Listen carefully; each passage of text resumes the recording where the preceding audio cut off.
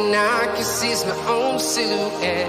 I'm getting stronger, step by step. The clock is ticking, but there's no time for regrets. I've been flying from town to town, from London to Taiwan. I've been all around the globe trying to protect your soul. We are heroes tonight. We will fly above the sky. We are heroes tonight. Yeah. We are heroes tonight. We will fly above the sky. We are heroes. Good morning, everyone. I am not a jerk, Joseph. I just forgot to email you the link. I was like, wait, I came backstage real quick and I seen you in the chat. I'm like, what the fuck are you doing? Like, hurry up. I didn't even get yesterday's email until about 45 minutes ago. Yeah, I just was like, okay, well, if he doesn't, I guess I'll play Mortal Kombat. But you don't usually like ghost me or anything, so I figured we were good. No, I'm here. You were the one. No, you were. Here's why: because you were drying your toenails, driving with your feet out the window. You should, that's what you were. I mean, that's factual. That's factual. We're gonna talk about Elon Musk. So this came up. It was actually really weird. Me and Bianca were doing bad ideas, and all of a sudden, like this erupted last week, and you, as the Elon Musk fanboy in this situation, right? We're like, yay. Why? I don't understand how you're going to defend this. I don't understand. But I mean, I think the problem is we're not following Jesus. No, look at my avatar. What would Jesus do? All right. So are we finished updating the crowd? Yes. Yeah. I mean, this is the thing here is I don't know how you're going to defend this. Now, I also want to talk about so there's two sections to this, right? Is cis a slur? And also, what was the other part? Hold on. That was the I only got part this. I got. No. Is cis a slur? And is it okay to be this weird, you defending him censoring this, right? Because it doesn't make sense to me, right? It doesn't make sense to me. He was like this free speech absolutist. No, honey, you are not. No, he ain't. No, anybody who believed him, the joke's on you. You should have never taken that seriously. He was never going to be the free speech absolutist that he said. I never thought so. First time I heard that. Can any that, business be though? Yeah. Wait. If they want. Okay, wait. Hold on. You remember Hot Topic? I mean, advertise. Like the issue of advertisers needing for the most part. Google. You think obscenity so? law doesn't. Well, okay. Obscenity laws are. Obscenities laws don't have a hell of a lot in the way of restriction. But here's the thing: when you are advertising something, you're asking for money at the same time. You're not just speaking. You're not just talking something up. Now, if you were just to go online, let's say you had you here on your stream, if you're just talking something up, like you're like a blender, you can have whatever opinion on the damn thing you want. You didn't make the damn thing. You don't owe any promises to anybody. You can talk all the shit you want about it. But if you're the one selling the blender, making the blender, you're asking for money. Are you breaking up? That's not the same thing, because now you're conning people out of money if you're doing something wrong. No, okay. So you were breaking. Here's the thing I mean by that is YouTube has strict law, not laws. Oh my God. Terms of services policy when it comes to you're not supposed to curse in the first minute. You're not supposed to do this kind of thing for advertiser friendly content. What I mean by that is if I want my videos to remain advertiser friendly, I better watch my mouth, right? So can any company that truly wants to keep, whether it's Google advertisements or it's because you get AdSense, right? So if you get AdSense, it can be any type of company. It can be, Frito-Lay's, or it can be Bud Light. It can be Target. It doesn't matter. There are certain restrictions that are put upon you when you're put on a platform in order to remain advertiser friendly. Now, as the platform, don't they have to adhere to those same policies in order to remain advertiser friendly? I believe so. Well, here you're talking here on YouTube, or you're talking what Elon does with his platform. I mean, isn't it kind of Or are you just similar? asking realistically, if you want to advertise something, is it true you can barely hear me? Yeah, I can hear you because I have headphones on. But you did break up for a second.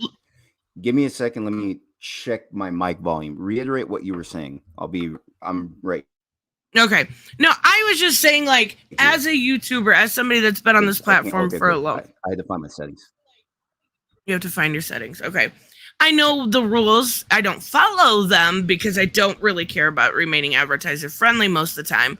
But I know that I'm supposed to watch my language. I know that I'm supposed to not cover heavy topics. I know these things if I want to get like the best out of AdSense. I don't. By the way, do you hear me a lot better now? I mean, yeah, you sound fine, but I also hear me in the background.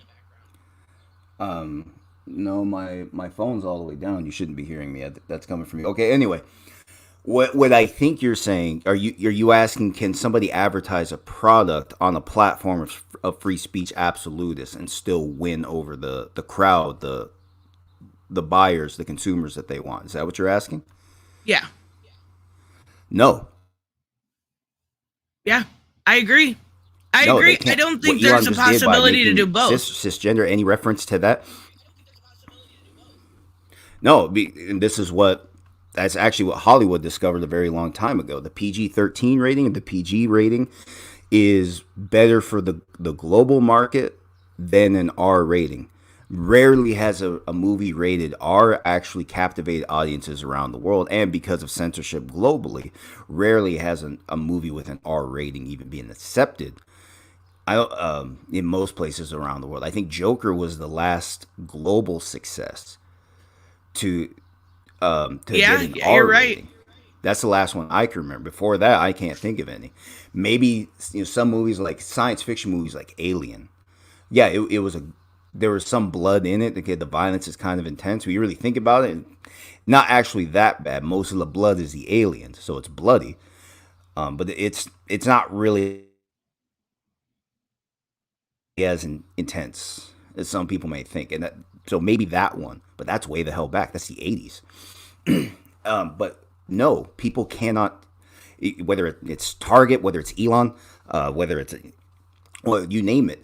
No, they cannot have as many consumers as possible by using open speech like that, and that's what happened with the internet over the last few years. Places like Reddit used to be a lot more unhinged.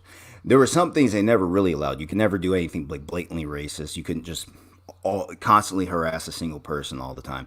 They didn't really tolerate that. But their conversations used to be a lot more open and a hell of a lot less judgmental. Today, they're the same evil corporation that Reddit was championing against. Or that Reddit was rallying against. Did you hear about that weirdness with them? I came across a headline. I honestly don't remember. It was like they are charging. I don't know anything about Reddit. Why do you have an echo? I don't hear an echo from me. Let me hold on. Let me go to my echo cancellation. I'm not crazy. I'm not. Not that crazy. That's true. Does it sound any better? Testing. Much better. Holy crap. Thank you. That was me. All right. And someone in the audience is saying my volume's dropping. I don't know if that's on me. I'm doing everything I can. I got everything up. This is the best I can do. I'll just stay close to them. It's only every once in a while, and it's usually like 2 or 3 words, and we can make it out. I was just making sure, but it should be fine now. But Gray actually, they did a video on this. I watched half of it yesterday, and I watched a little bit more this morning. about this idea, because when these, your echo is driving me crazy. It's fine though. I can manage. It can't be me. You know what? Let me maybe it's my headphones. Let me unplug the headphones. But let me continue what I'm saying just to keep people listening. No, you cannot be the free speech absolutist that is, well, it's damn near mythical at this point. And you cannot get the consumers you want. Like I said, censorship has always had a place in the world in welcoming audiences or consumers. For sure. That's why any Harry Potter movie is going to do better than any. I don't know what's typically rated R these days, but think about it. Harry Potter globally, billions and billions of dollars over years, because that PG-13 rating and well, not just the rating, but never mind the rating actually, but the content of the movie is something that is welcome all across the globe. Typically, it wasn't welcome in Iowa or states like that. Is anyone really a free speech absolutist? I think this is a really good question, because I call myself one, but I wouldn't say that I'm 100% free speech absolutism, because like if it comes down to like kids stuff, like, well, this is a conversation you and I had last year. It was actually the first conversation. So it was the first time you lost in a Thunderdome. Gotcha. No, that wasn't Thunderdome. That was when you were taking disagreements. Oh, the first time I called, it was because you said you didn't think anyone was really a free speech absolutist. I debated that because I wasn't sure what you meant by absolutist. Here's the thing: individual rights and absolutists aren't really the same thing. If you're a free speech absolutist, then you think somebody standing outside your house and yelling and keeping you up at night is freedom, is their right. An individual right means the right is for you. So that means it's not to interfere with other people. So if you're outside somebody else's house and keeping them up at night, that's not your freedom. So that depends on what you were asking me. As an individual, I do believe whatever they have to say is for them to say. Words alone do not bother me. Now, there's a difference between the opinion and why people have that opinion. So people of course, should be free to make their own judgments. Well, recently there have been conversations around sex crimes and minors. And now some people say, well, yeah, some people think they can change. Some people think they can't. I don't think anybody's wrong to speculate that these people can change. Now, I don't believe these people can change. I don't trust it. I don't trust that any of these guys that go into therapy of any kind are going to improve. I don't. No, I agree. Here's the thing: I don't either. But with them, we don't know if it's a type of temporary insanity. All right, let's talk about the milk. A type of insanity. Yeah. Okay, we'll get back to that. Do you think this is what I was getting at? Do you think it's a slur? I want to know. Necessarily, no, but people are treating it like one. But why? Because it is used to dismiss the people that it's describing. And that's how slurs are made. Okay, but not always, right? I don't think always, but at the same time, that's the nature of slurs. Once the slurs are recognized as slurs, unfortunately, it doesn't matter what your intentions are in speaking. Your intentions are assumed. But that's what happens when something is deemed a slur. Intentions are assumed, and then the real intentions of the speaker are lost. This is why I let people finish speaking before I make judgments. Yeah, some words are strong; they're commonly recognized as strong, but still, me personally, I like to ask, "Are you sure those are the words you mean, or why did you say those words?" Because I want to make sure they're using those words because they really understand them, and I want to make sure I understand what they really mean to say.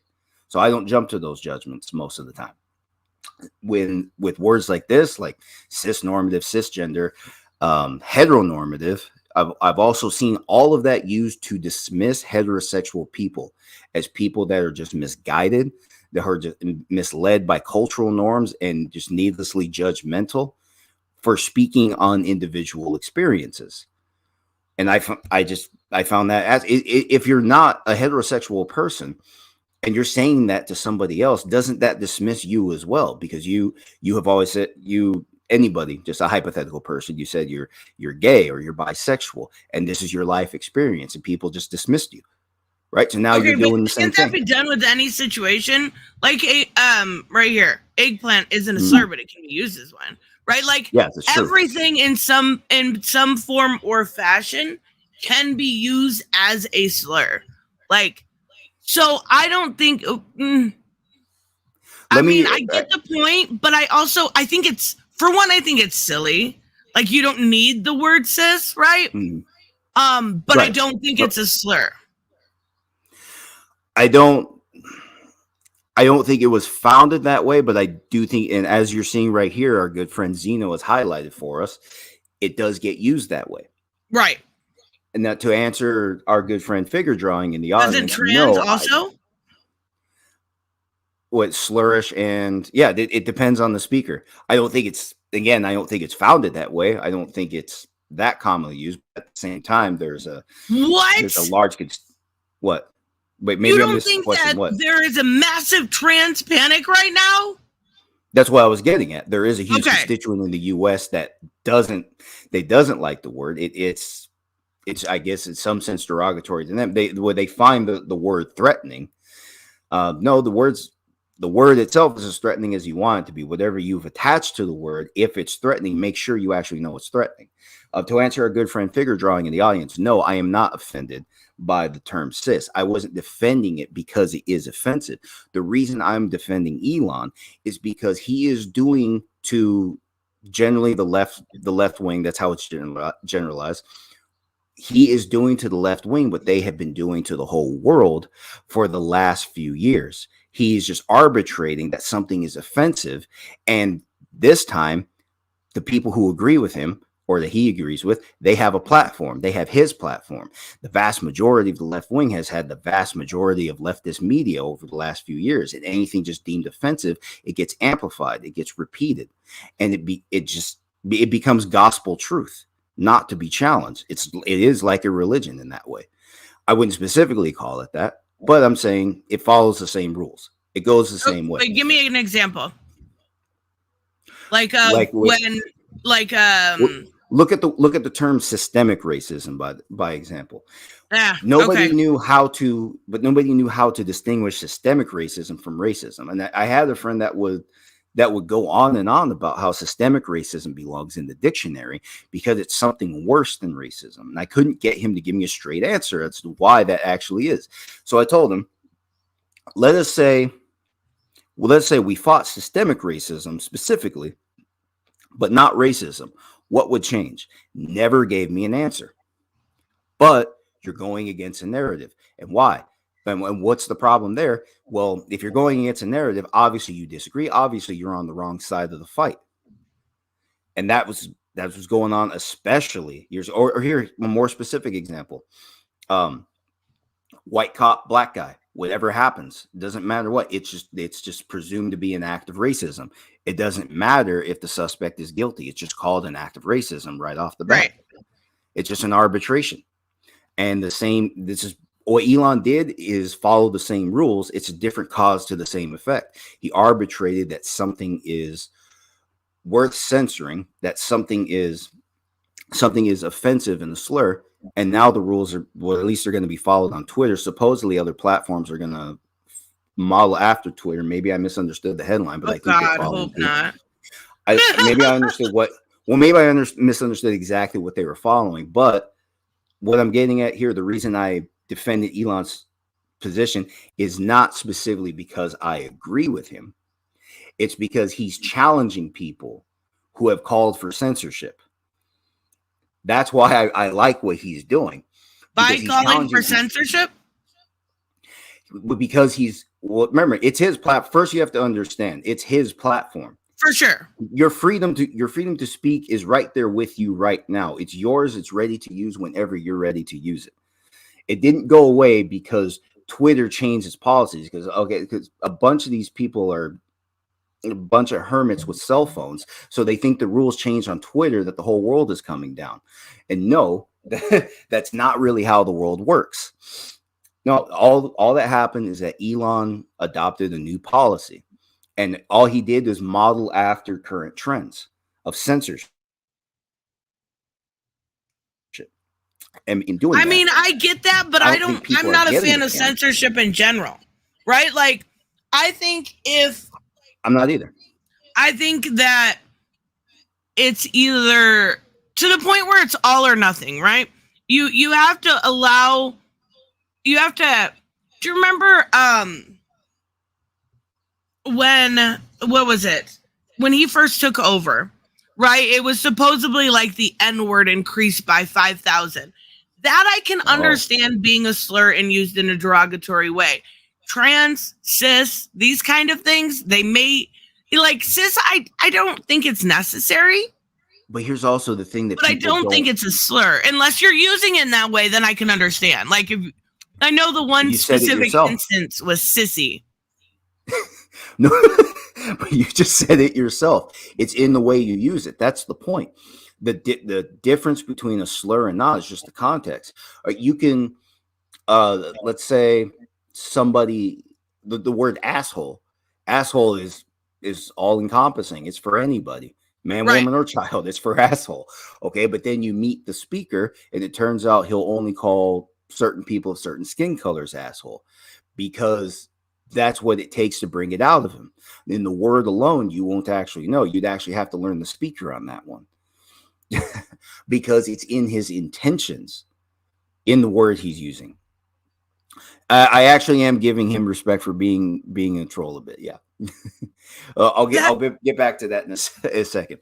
But yeah, the nature of a slur, then this is the problem with the censorship that people are calling for. The reason that the censorship they're calling for is so tricky. First off, you have to find somebody who is qualified to stand above you and regulate your speech, like Elon did. Now, he's not a government. This isn't absolute. The rules are not uniform. Right. So the world isn't actually falling. You just don't have a life. Right. That's fair. That is fair. All right. So the world is actually perfectly fine, but what he did is exemplify what people are asking for. I know Sissy's got me laughing still. but that's actually hilarious. I've never seen it used like that until the other day, and I was like, that's actually pretty funny because I never cis to me is one of those things you don't necessarily need because it just describes a person that's born in their correct body. Gendered. But people think it's meant. Yeah, well, people use it to mean if it's used respectfully, it's used to mean you're just not transgendered. Right, exactly. But yeah, you could have just said gendered, by the way. But anyway, so what Elon did is exemplify what people have been asking for. They want somebody to stand above them and regulate their speech. Now you put it in those words. People have been asking for that. People have been calling for. You should see how many people who call for democracy and think they think the entirety of the Bill of Rights is the problem. I could probably send you some resources later. Oh God, we have a separate conversation about that. But yeah, people, especially who call for democracy, they actually do think speech is a problem. But why? Because some speech is offensive, and if some speech is offensive, well, it's arguably distracting. You have your speech. Wait, okay, are you talking about like hate speech? That argument? Similar, yeah. Well, let me. Okay. Basically, yes. Yeah, so but here's what I'm touching on. Just like the use of a slur is context sensitive, so too is the term hate speech. What actually what makes it hate speech? Because you're offended. What about it? Okay, I can offend you with any criticism. So what's the difference between hate speech and any criticism? You're going to say it's just because you're offended. Lots of things offend people. The word hello can offend people if they're in the wrong mood. You could say good morning to somebody that doesn't want to talk to somebody else, and suddenly you're in a fight with them. You weren't trying to pick a fight. Yeah, you weren't trying to pick a fight, but you upset them because you didn't want anybody talking to them. So what separates, like I said, what separates any criticism from any other?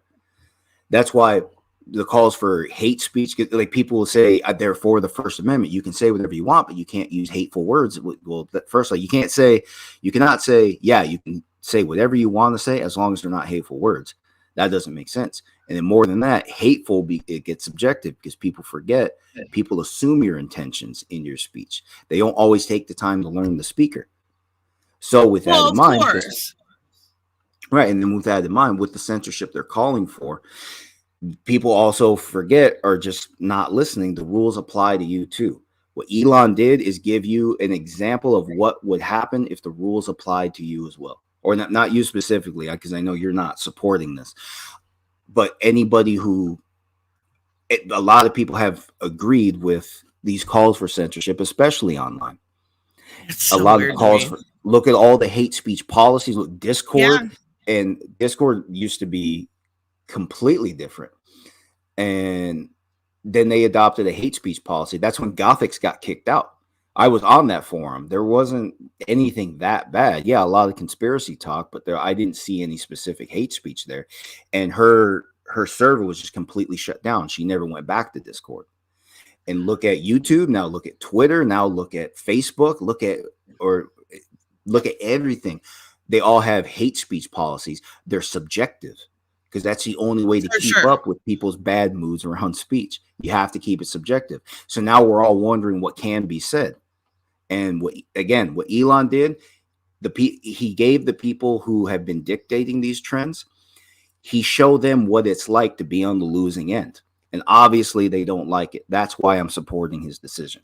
Okay, I can understand that, while also disagreeing, that thinking that he was coming in and saying, comedy is now legal. He's going to make a free speech platform. He's nothing, honestly. He's a hypocrite. He's a businessman, first of all. He was never going to give you the unhinged platform you thought was going to be. People were asking for that unhinged platform. And a lot of people ask for it. But, it was largely political. It was largely about the two-sided divide that's going on. But what happened there, the people who take part in this fight, they don't actually believe in free and open speech either. No. There's speech they like, speech they don't like. But again, what Elon did is give the other guys an opportunity. And look what happened. Now there's outrage. Now all this talk about free speech, right? Hey, you said free speech. What happened to free speech? Why does it matter if you don't even like free speech?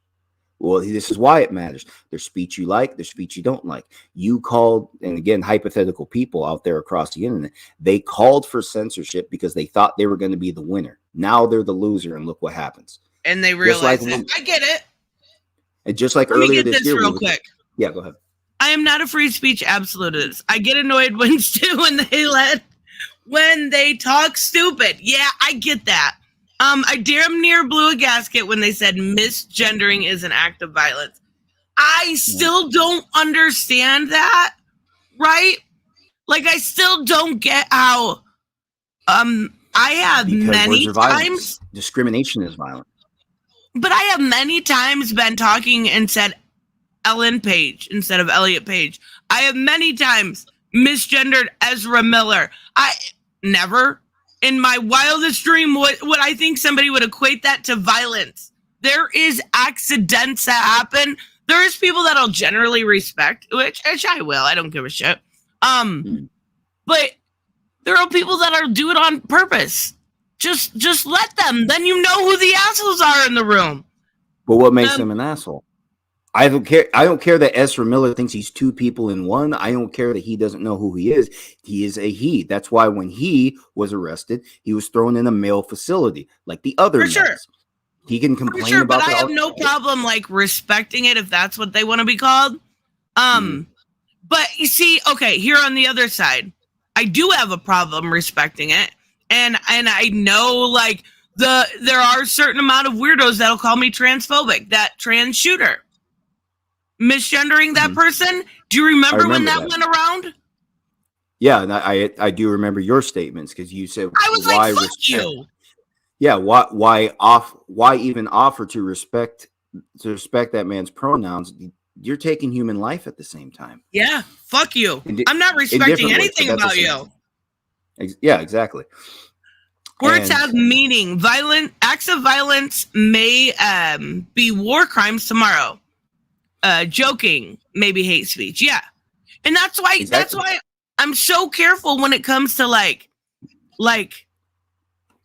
not wanting to call for censorship. I think I'm pretty good about it. I think there's a general consensus that people don't want censorship unless you're on one extreme or the other, I would say. Well, anybody will call for censorship until they're the loser. And that's what you're seeing. Now, people who may lose, now they have something to say. Now, I bet if you go online, what are they going to say? They're going to say, no, these words have purpose. They have meaning. This is how I share my story. Okay. All kinds of explanations that were denied to people who were not on your side of the political aisle or them. Excuse me. I need to make sure I don't confuse the audience because I'm defending Elon's position. The host is not. She's actually confused by this. But like I said, there's a good reason for it. Elon is playing the role of the guy in charge. And he did take a choice away. And the people who call for choices to be taken away, they don't like it. Why? Because there are choices they like, choices they don't like. So they want them all gone. They want the ones they don't like gone. They didn't want their own taken because they wanted dominance. A similar conversation. You've seen this all over political conversation that religious liberty is under attack. No, it's not. That's why the people who think religious liberty is under attack, they freely go to church and join the same afternoon because they want to join the fight for some reason. Now, religious liberty, just like any individual right or individual liberty, is yours on an individual basis. So because the world does not cater to you, that does not mean your individual liberty is gone. Your individual choice is right there with you, just like your speech. It's right there with you right now. You use it right now when you are ready to use it. It's not gone. It's not going anywhere. What you're really talking about there in that case is religious dominance. You want everybody to be like you. So you think the world is after you because they're not like you. And you can say the same thing with political circles. It doesn't have to specifically be a religion. Politics and religion operate basically the same way. That's why I used to never be into either. It wasn't until recent years when I really took the time to understand what's going on in politics. That's when I decided to get involved in this type of activism. But before that, I never wanted anything to do with it because, again, they basically follow the same rules. And here's the thing, the option to partake or not is still right there. It's not anywhere. It's not going anywhere. But what a lot of these people are calling for is dominance. They want the dominant opinion. So whenever they don't have the dominant opinion, they play the victim, say they're under attack, and then they say it's discrimination. Or they something to that effect, right? Everybody's saying discrimination to some degree, religious discrimination, whatever the hell discrimination on the left wing, you name it, right? No, but anyway, I don't know what the hell that was. It's Finnish pronouns. Oh, I didn't know that. Okay, anyway. So I'm scrolling up to a comment that I missed. But like I said, what's going on here, bring it back to the comment that you just highlighted, that was tipped, where he talked about words and violence. Mm-hmm. Yeah, okay. No, they're not inherently, but people think so. Now, I'm going to give you guys a lesson on the word discrimination. That alone, words like discrimination and racism, those are stronger words than any slurs. Because words like racism and discrimination can be used, can be misused. And therefore, you create enemies that aren't actually there because you're telling yourself what other people think, and you didn't even take the time to learn what they really had to say or why they're speaking. And words like racism and discrimination get misused like that all the time. And that's been a cultural norm forever. It just wasn't. It just wasn't at the forefront of mainstream media and social media for years. It's always been there, but now it's the key topic in just about every conversation. Some way, some type of discrimination is somehow a conversation. Sometime today, the U.S. Supreme Court is expected to rule on affirmative action. In all likelihood, they're going to call it unconstitutional when federal funding is at play, and people are going to scream discrimination. Yep. But if you actually listen to the case, the whole reason it went to court is because of discrimination. But there's discrimination people like, discrimination people don't like. And that right there, that statement alone should stand out to you and say there is a problem. If discrimination is a problem, then there isn't really supposed to be a time and place for discrimination, but there is, and the people dictating the trends. Now you're the ones losing, and oh fucking well, that's actually what they were asking for. They didn't want it, but this is what they're asking for. This is what comes with what they were asking for, like it or not. When it comes to affirmative action, it's a bit of an issue. Have you ever seen those stories where it's like, I pretended I was a black man to get school? Yeah, I've heard of, but I've not seen it. That sounds great. Like, please tell me more. No, it literally, I read a story a long time ago where, he was a white guy and he just kind of went through and pretended like he was African American in order to get to schools. And it's not the only time I've seen stuff like that. Like, I don't know. I don't have a strong stance on affirmative action, but you can't have it both ways, right? If you're going to be discriminative, then you have to have it even keel. Affirmative action does not do that. It sets in certain quotas for each school. Yeah. And that's what's being challenged in the court. And honestly, that's where I have the biggest issue. Did he identify as black? Yes. And that's a huge problem I actually have, is the self-identify thing, right? Like, it's very weird to me to think like we went from a society that was just, relatively accepting to now you have to agree with everything somebody immediately self-identifies as. And that's where the left is losing, because you don't get to just self-identify. Like, right. There are a lot of trans people that have very real issues with gender dysphoria. Right. But there are also ones who just self-identify. Like, I'm not trying to sound like a dick, but there is a big problem when we're just accepting self-identification. Because I could be like, why is it okay for somebody to self-identify as this, trans person, but then not go back to something like this? I self-identify as a black person now. Like, it doesn't make sense. There's no rules. There's no specifics. No, it's all subjective. And then at the same time, descriptive language gets attacked. Well, that's what cis is, right? Well, that one strikes me as descriptive, yeah. But it also, I remember the first time I came across it, I didn't know what the hell was going on. Like I said, when I first came across it, I just thought it was a word I didn't know. I had never heard that before. It threw me off because I lived my whole life without ever using it, and then it was just there one day. But as a wait, you never used it like in calculus? The word cis. Huh? No, I've never used it. No, I've never heard of that. I'd never ever seen that word whatsoever. Like the Latin word, like meaning, like on the same side. In calculus, we used it very rarely, but we did. No, I don't remember. No, like I said, I didn't know what the hell that was. Okay, now that I know what it is, though, let's look at how pronouns became subjective. They're supposed to be descriptive, not subjective. Right. But let's go with that. So people want to make it a subjective thing.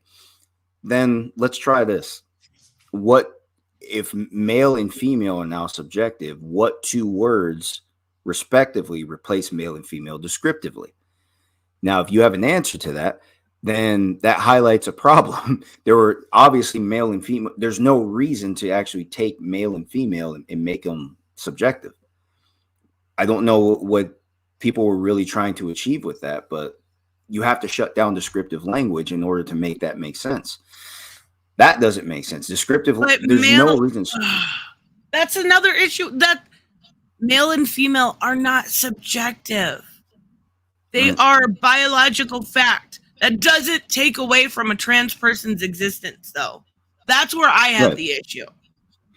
No, and also understand now, let me also explain something else though. Trans became subjective because now people just call themselves whatever they want, and that's called trans now. It used to be people who actually transitioned, who actually went through the surgery and changed. Now the terminology is evolving so much. I'm tired of the conversation because I don't want to keep up with a whole nother dialect of English to get along with people. Like for the most part, I just don't go along with this stuff.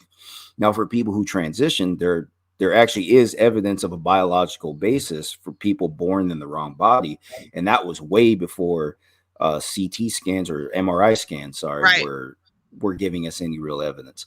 And let me go through that real quick. You'll like this. This is a fun little experience. All the men are going to flinch when they hear this, but here's what happens. First off, do you know what phantom limb syndrome is? Yes, actually I do. Yes. Right. For people who don't understand, let's say you lose an arm, because your brain is conditioned to expect that arm, your brain will still expect the arm even though you have lost it. So in your mind, the arm still exists, and that's called phantom limb syndrome. Okay, now here's something interesting. Also for men, if for any reason they are castrated, they will experience similar sensations. Their brain expects something there.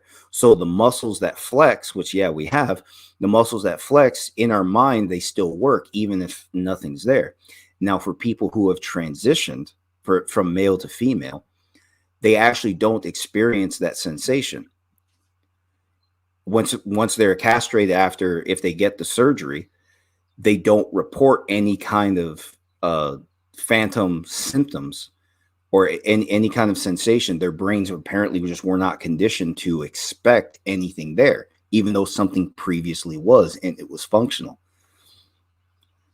So that was just evidence of a possible neurological basis for people born in the wrong body, because you don't expect that. Obviously, women wouldn't expect that, right? Right, exactly. That would be super fucking weird. Yeah.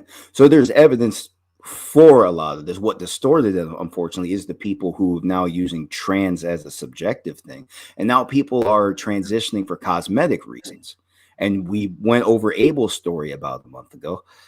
Remember, he was recommended to get the surgery simply by the way he walks, and they didn't even describe to him what the problem is.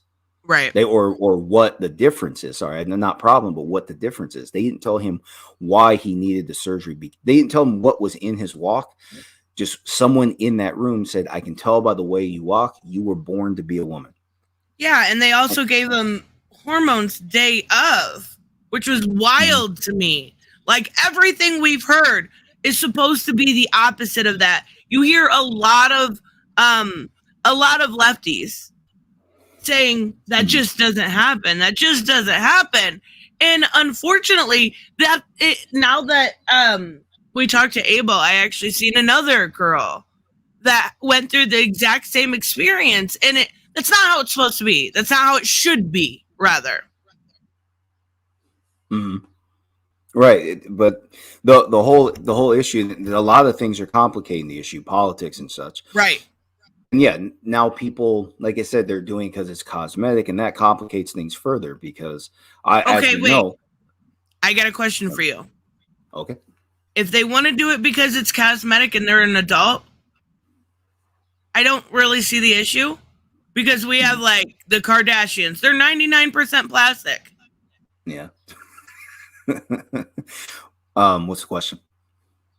Do you think because if they're, again, as an adult, I'm not talking children here, if they want to do it as a cosmetic thing, do you have an issue with it? Well, if people are 100% sound in their decision, ultimately, I don't really believe in stopping them, but I do believe in that they should be informed. There are risks to this. For sure. They're probably not reversible. So I would do my damnedest to talk someone out of it. It doesn't strike me as a good decision. But like I said, apparently some people, there's a neurological basis for why they believe they are in the wrong body. Right. From a biological, like a strict biological perspective, it's not inconceivable that somebody could have, let's say, a completely female brain inside of an otherwise male body. But I don't think that specifically has been shown. When UCLA was doing research on this, they showed the brains of people who had transition. They did have different developmental structure, but it wasn't like the usual male female brains. Like there was a different set of wiring. Right. Absolutely. Developing. Right. So the neurological basis for this is real. At the same time, the claim that these people will get suicidal if they don't get what they want, I'm not sure that's the right argument, because that's the same argument that had been used for years. So people could go into psychiatric settings and they can get other drugs, especially stimulants.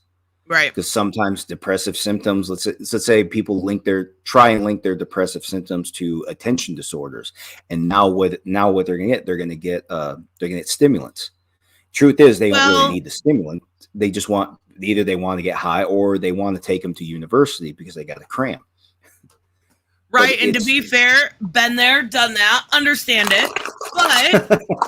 But also at the same time, on the very, very tail end of depression, they will use a lower form of a amphetamine for depression. But that would take years to get to, right? You'd have to go through so many different type of depression. You'd have to go through lithium. You'd have to go through some seriously hardcore drugs. So it is used sometimes with depression, but it's very ultra rare, and it's actually the cases where they're institutionalized for fear of they're going to hurt themselves. It's not just a normal case. Gary, thank you so much. Oh no. I sometimes get phantom limb on my tailbone on the other side of my foot, like I should have a thumb there. What? Damn, you're all fucked up. What? But Okay, well, here's the thing. right. But remember, evolutionarily, some pain and stuff too. Like these things happen. So I understand what you're saying, but I think our fixation on trans has went from wanting to wanting to help people and people that actually have, a lot of issues in order to are kind of I don't know. Well, here's the thing, if it's actually going to help, you need diagnostic tools, because you need to know the problem you're solving. We don't have those because the left wing shut that down too. I've explained that before. Yep, we've talked about that.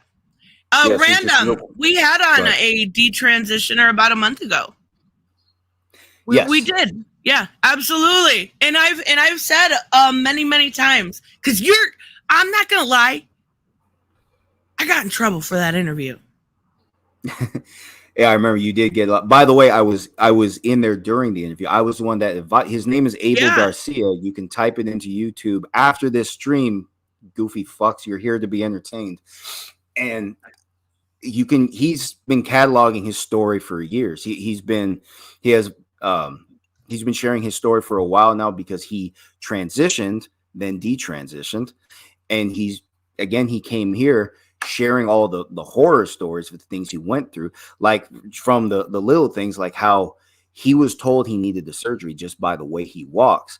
No reason beyond that was given. He didn't even ask, by the way. He was just in such a poor state of mind. He trusted these professionals. And then going on to the other stuff, like to this day now, because of all the hormones and surgeries he went through, unfortunately, he may not even be able to have kids. He says he has to sit down to use every toilet. His genitals do not function the same anymore. He has to sit down. He only eats once a day. And he's still a fatty, even though he only eats once a day. He can't really work out. He doesn't have that kind of energy. His body is ruined. This man's life is cursed because of the decision that he made, and he made that decision because he trusted the wrong people. And this is what he was trying to bring. Yeah, and that's what he was trying to highlight for the world. There are people taking advantage of you in this, and that's why he doesn't trust that anybody who's gotten these surgeries has actually gotten the surgery out of any real medical need yet. Now, and back to your question, Tristan, you're asking if people are consenting. Like I said, ultimately, if they really want to do it, I wouldn't stop them. I wouldn't stop them if I could, but at the same time, I don't want to tell somebody, yeah, just go ahead, you do what you feel like doing. I don't say that when their health is on the line and their sanity is on the line. And this is actually a serious decision. So like I said, without diagnostic tools, if you're not solving a problem, I'm not sure this should be a surgery. But again, if people really going to do it for cosmetic reasons, for some reason, they really think there's something in it for them, yeah, good fucking luck to you. I mean, here's the thing. I random coming in here with the side eye on me, like for real. You should know me better. I have an open platform. If I could find somebody that was trans and had a great story to tell, they would be more than welcome on here. Any open invitation any day of the week. Any day. And to answer his question, here's the thing. Abel went through this as well. Initially, he was okay. But then something about the hormone balance, the irritation, a lot of things were adding up with the experience over time that really conflicted with what was going on. It basically caused a lot of internal conflict. Now, people say they're happy with the decision. We touched on this when we had the conversation last fall when we were talking with Hunter. He mentioned surveys that mentioned general satisfaction with these surgeries. Those surveys don't mean a damn thing to me. Okay, first off, Why? if you're the one conducting the survey, you can handpick your results. You can just scratch off the ones you don't like. I mean, can't you kind of do that with all surveys, right? Yes. That's why there is a problem in psychological sciences relying on surveys. Surveys alone are not going to do anything. It's not just a survey, it's also the behaviors that correlate. And now what you do is you take the survey and you look at the behavior. Does it match? Does it seem explanatory at least? Like the Big Five personality scale is probably the best example. You can take a similar test online. That's one of the statistically most reliable scales out there. It doesn't comment. It doesn't ask about anything like male, female personality. It doesn't specifically question any of that. It talks about things like your general mood, like how outgoing are you? How are you in conversation? How you feel about yourself in conversation? How organized are you? How careless are you? Stuff like that. And then you take a survey like that, and then you apply it to other behaviors like social situations, other conversation, and you see if the results match what people are saying. And what people have found, what the researchers have found, usually people are at least attempting to be honest. They may not be 100% accurate. All right. They may not be completely aware of any doubts or how open. They may misjudge how open they are with other people, by example. But the survey generally reflects what they see in the behavior. So you see how surveys and behaviors go together. Now, today, unfortunately, because universities have policies against offending people, discriminatory research won't be allowed. That's why for years, universities hesitated to study racial differences in IQ. It's out there. It's been done. But anytime there have been major reports, there has been a lot of controversy. Universities don't like controversy. Same reason they won't study sex offenders. They don't study sex offenders that much. There is a lot of research around them, but they also don't really like the risk because sometimes people think that the research is being done to normalize sex offenders. It's not specifically true. The research is being done to figure out what is going on inside of their heads, but people take offense. And the same thing is going on with issues around gender right now. So gender studies gender studies is not a legitimate field of study. That's art. That's journalism. It's not science. For studies around human biology and sex differences and gender differences and such, unfortunately, because universities have policies against offensive research, any unfavorable results, they can just dismiss them whenever they want, just to avoid a bad image to the public. So all these surveys that say the transitioning people are doing perfectly fine, that's why I don't buy them. Universities Well, won't even at some acknowledge. point, you got to at least realize that from what we've seen as far as transition people, the majority do not detransition back. The majority seem at least happy. Like we've gotten our stories, and that was Abel's story, and that's what drives me crazy. Like people getting upset about that. His story is just as important as a trans person's story. Like when you go into get some sort of medical procedural, they're going to tell you both sides of the story, as they should. Both stories are important. And but sometimes, it shouldn't forgive be me for interrupting. Forgive me for interrupting, but the reason I do that is because sometimes stories get intertwined and some are facts, some are fiction. Like this statement down here that says sex is hardware, gender is software. Biologically, that is not true. Gender is biology. It's science. It's chemically influenced. Now, modern politics will tell you that is wrong. But that political constituent has always been there. There have always been people to talk down the effects that hormones have on the brain. And that your gender perception has nothing to do with your biology. Like everything from the neck up is just somehow irrelevant. They'll never explain how. They just keep calling it subjective. They just keep calling it there's a word for it, culture. Well, they call it culturally influenced, but they never tell you how that starts. So things like male behaviors, female behaviors across cultures, some things, if you go to cultural specifics, things are different, but a lot of things basically look the same. And if you look to something like that and people will say the males are behaving this way because they are told to behave that way. But then where did that start? And over thousands of years in human development, what is square one? That's the issue I take with these guys that want to say that gender perception is 100% subjective. So if square two is a contrived concept of gender, then what is square one? Unanimously, 100% of the time I present that question, I ask for square one. None of them have an answer. They've all frozen. Okay, so if somebody, and I'm going to pull a Hunter Avalon on you because he uses this example a lot. If a male was put into a room with no outside interference, do you still think he would have the same gendered type likes and dislikes? Toys, Tonka trunks or Batman, the color blue. Do you still think those would be inherently there? Yeah. A lot me and him actually mentioned that. I think, me and him mentioned that when we spoke, or I meant to bring it up, but there are studies just showing, let's say you put kids in a room, you put toys supposedly directed at boys. So things like sports, like you said, the trucks, all that stuff, the doll houses on another side.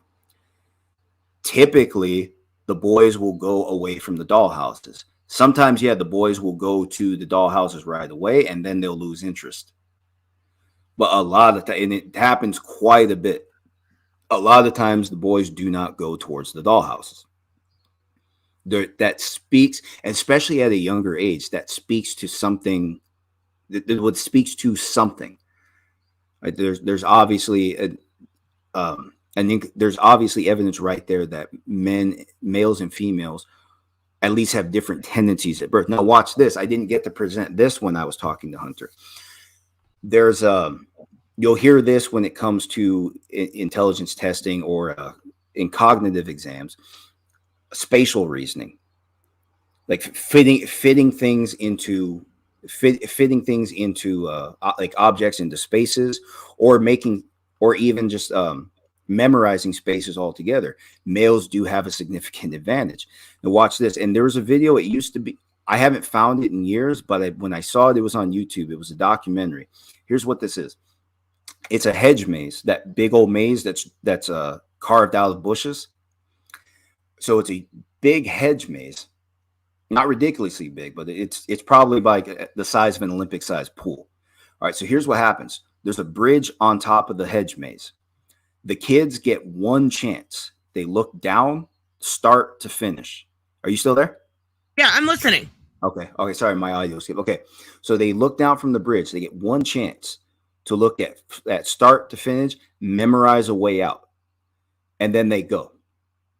Typically, the males will get out and the girls will not. They can call up to the guy on the bridge and say no, they quit, and then somebody will just walk out and get them. And there's a reason for that. Males typically rely on mental imagery when they're tracking. Females rely on landmarks more so than males do. But when there are no landmarks to rely on, the females are at a disadvantage. So that's why it's usually the girls that will call up and quit the maze. And that speaks to something that speaks to a born difference. That's a developmental difference. Kids are not being raised in hedge mazes. Okay. So there's no way anybody's going to argue that this is some kind of social conditioning.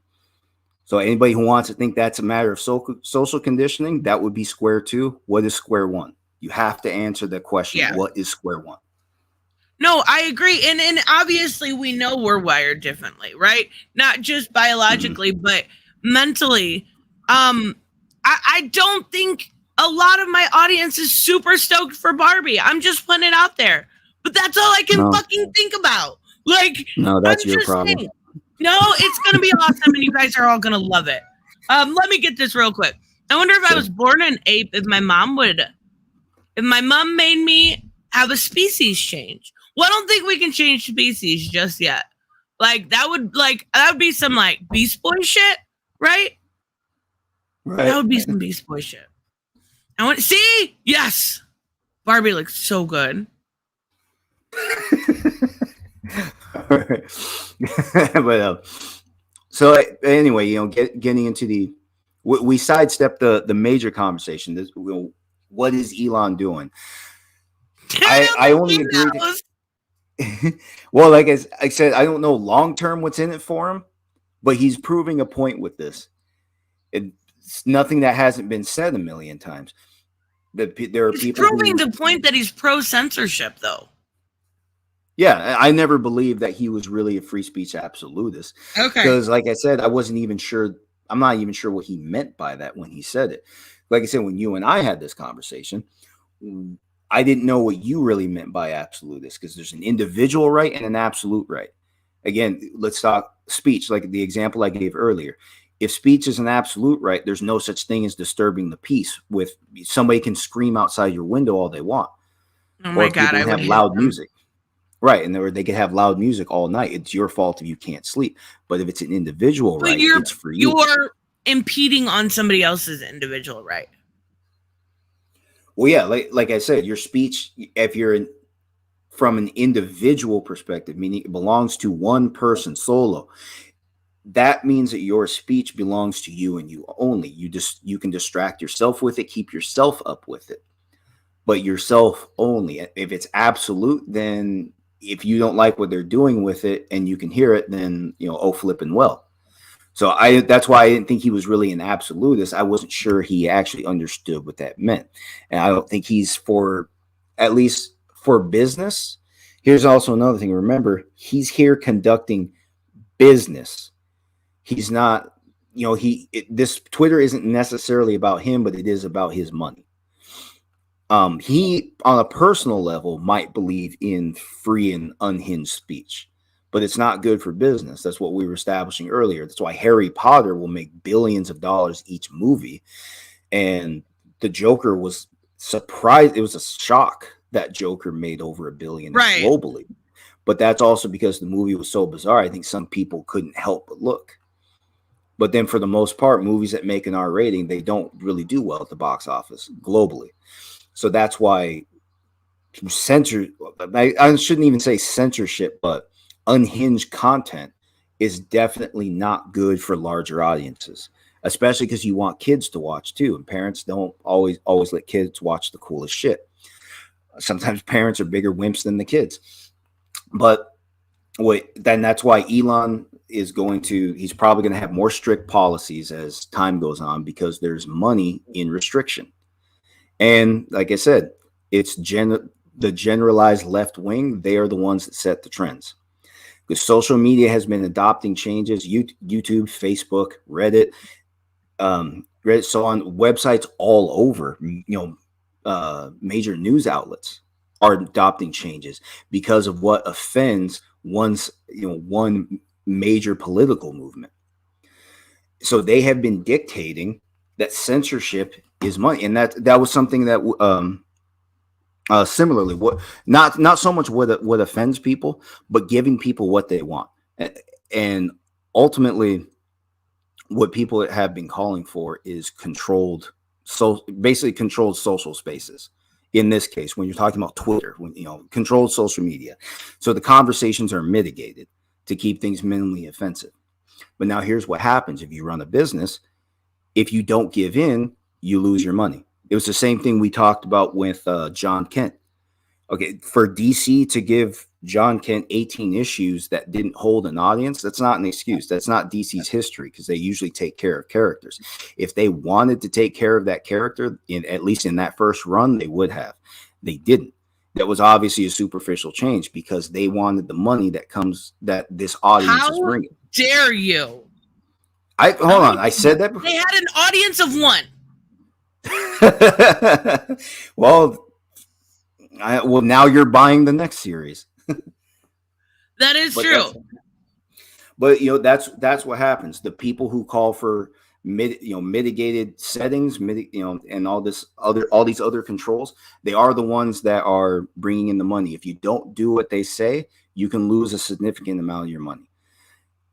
And Robert, thank you. Let me get this full FNAF trailer. Fuck yes, I'm so excited for this movie. I didn't know it was even supposed to drop today. Five Nights at Freddy's. Oh, okay. Are we gonna look at that later? No, I want to see that too. Yeah, it looks so good. I'm excited. I want to bring this up. Elon is anti-trans, and then Figure Drawing said Elon is homophobic. Do you agree? I know, because I don't know why. I don't know why I would. I don't think this statement is an acknowledgement of any kind of intolerance. I don't really believe that. But like I said, people. I don't know.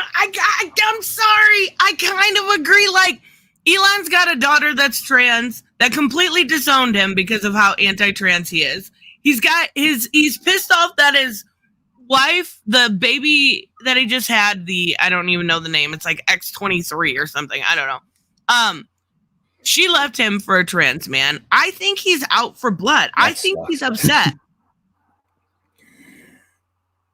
Well, in that case, maybe because, like I said, there is a state of mind that's following this movement at the same time. And that's what I think most people in general are fighting. Okay, the left wing is just fighting the idea of transitioning surgeries. Or excuse me, the right wing. Sorry, the right wing is just fighting the idea of transitioning surgeries. They're just like anybody else in politics. They fight biology. Look at, even though I'm not going to show firm support for libertarians because they're all fucked up, but from their position, if something is not objectively true, it should not be implemented. And they hate science. The psychological sciences specifically, they hate psychological sciences, just like anybody in politics, because politics is all about making up your mind before you learn the facts. Science is about finding somewhere to start and then letting the facts unfold naturally. That runs counter to politics. So that's why politics initially was just never interesting. But like I said, things change. But all of them hate science for some reason or another. They all hate science because they all have their perception of how the world is supposed to be. So when and anything that shatters that perception is an attack almost at this point. It's a threat, whether it's a scientific fact or a simple statement. But they all treat it like violence. They all treat it like an attack on them. Just like, doesn't that sound like the right wing right now, right? Everything is an attack on them. All these ideas about, human biology is a bit more fluid than we thought, but it's not designed to be an attack on them. They're just playing the victim like they always do. They think science is specifically designed to attack Christianity, and it is not. It has never been that case. Science is way before Christianity, by the way. Right. No, it has nothing to do with that. But what you go ahead and answer that. Gary, thank you so much. Don't know how people handle the change mentally. Doctors told me I need to be circumcised because the skin is too tight. They said it's okay. I said, yeah, I don't care. Then it hit me. I won't look like me. Gary, did you steal my weed? Your just out weed of is doing that? curiosity. I'm so confused today. Thank you. I appreciate you, Gary. Oh my goodness. Okay, and then this was another conversation. I think he stole your bleach too. This was one. How much do you know? We may have to do something, a breakdown, eventually on this. I don't know what ESG is. Okay, then I'm not even going to bring it up now. But people are using that as an excuse. It's just like, you know how you get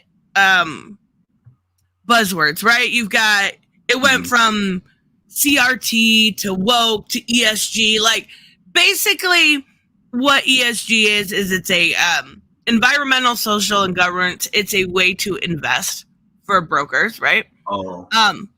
But people use it in the wrong sense. Like we brought up John Kent, and I mean no offense to Undead Quinn, but that has nothing to do with ESG. I think it's so weird to me how people like misconstrue things, and a lot of times it's not done on purpose. But yeah, I got to agree. I do think Elon has some issues within the LGBTQ community. And a lot of people do, though, because like I said, the right wing was just against the idea of transitioning because it shatters their perception of male and female. Right. But let's face facts. There are a lot of, there is politics has just gotten so intense. There is a state of mind that follows politics. Politics just in general got contentious. Yet generally the left wing, well, what's called the left wing is the dominant voice.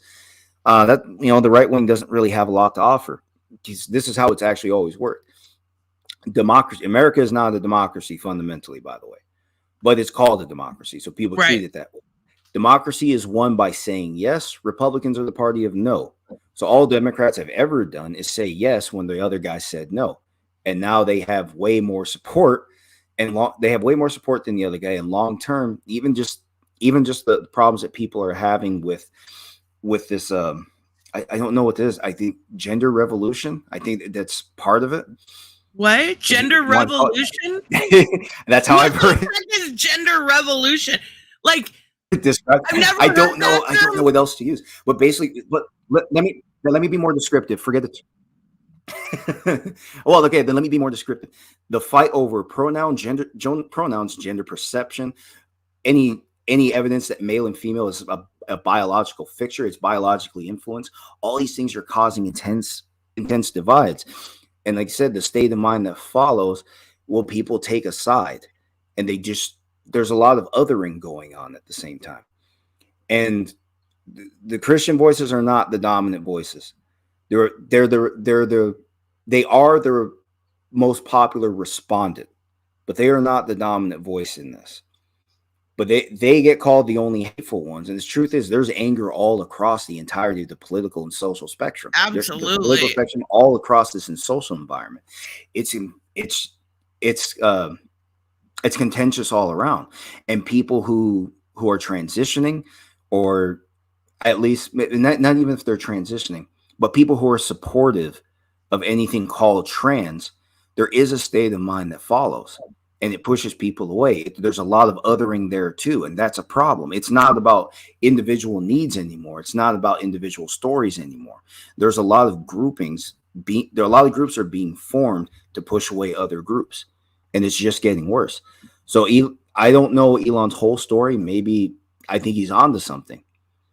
He's on to something? I think he's on something, but I don't think he's on to something. Which is based on the way the activists have carried themselves. Like I said, the ones that stand out to me the most, the activists that shut down UCLA research because it's offensive. Right. Just pretending to be and like I said, they could have been pretending to get a lawsuit. But whatever the case, it's working. Whatever they call intolerance, they will do that until they have the dominant opinion, and to a large extent it's working. But people are resisting because now it's not just about left and right wing. Now it's about anybody who has questions. So they're isolating a lot of people For Elon specific, like I said, I'd have to learn. I know what you're talking about a little bit. I have heard some of that. I can't really make strong comments on what Elon holds true, Right. but I can say, here's the thing: if he's like Abel did detransition, and he does have strong statements about these movements. But that's his personal experience. That's why it drives me crazy when people dismiss it. Like I have no issue with having a trans person on, but don't also dismiss somebody else's life experience. That is, by no means, I'm not you, but I had somebody in my comment section. It was nobody that's here, so it wasn't that. It was one of the actual fandom groupies, saying that because I had a detransitioner on, they compared them to Kanye West. Like they were a traitor to their own kind. That was in the comment section. That's horrible. I thought that was funny. I remember I laughed at that. I didn't think he was serious. I thought you knew that. 100%. Oh my God. I'm pretty sure it's just Dave's alt account, but still. No, well, here's the thing. If I had thought of those words, I would have said that just to mess with you, because you knew I would have been joking. That's why I laughed. I didn't know he was really coming after you. No, he's super duper serious. Oh, well, it's funny either way. The ridiculous part is that's the reason I have an issue with it is because that's how they use it to dismiss other people's real experience, right? They're acting like, and Abel said himself, once he went through that surgery, he lost all of that. He lost all of that community. They look at it as a slight towards them. Right. And I think that's wrong. Right. And I didn't even know about that until I heard Abel's story. I would have never thought somebody making a personal choice was going to be, would have been treated like that. Like you become a symbol of discrimination because of a personal choice that has nothing to do with anyone else. But look what happens. People make presumptions about his decisions and his speech, like we were talking about in the beginning of this stream. The presumptions, well, it's in the wording, presumption. That's your first thought. Mm-hmm. But it's not. But you see how it's unfair. So now let me just ask you the question: what's the point of listening to somebody else's life experience if somebody else is just going to use presumption and shut it down? There is no point. Because you've already came in there with a strong bias. You already know what you're going to think.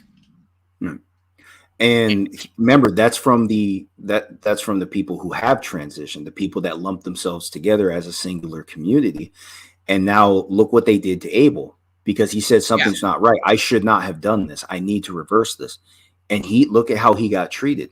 So now when people are saying Elon Musk was treated, or Elon Musk. Sorry, our good friend. Oh my God, I did say Mud. I'm sorry. No, but Elon Musk. If he's having issues with people who subscribe to, because there is an ideological perspective. That's what I'm saying. There is a state of mind that follows.